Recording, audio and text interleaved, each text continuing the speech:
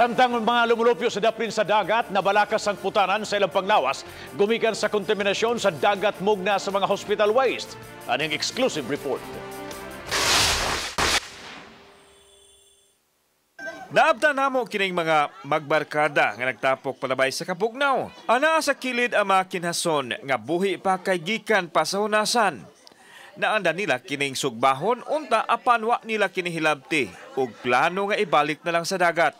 Kini human na hunahunaan nga basin kontaminado na kini sa mga toxic chemicals o kagaw gikan sa hospital waste. Aw di na hibaw no guminga.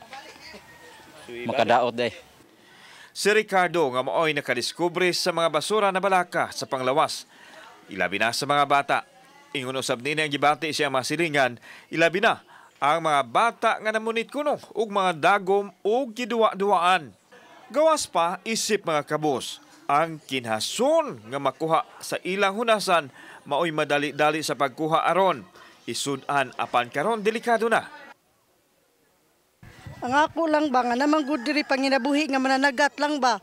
Nga sama ani ron nga naay napunit diri nga hugaw gikan sa ospital. Sa ato pinapanabuhian ni apektado gyud. Nga sama namo nga manginhas mi.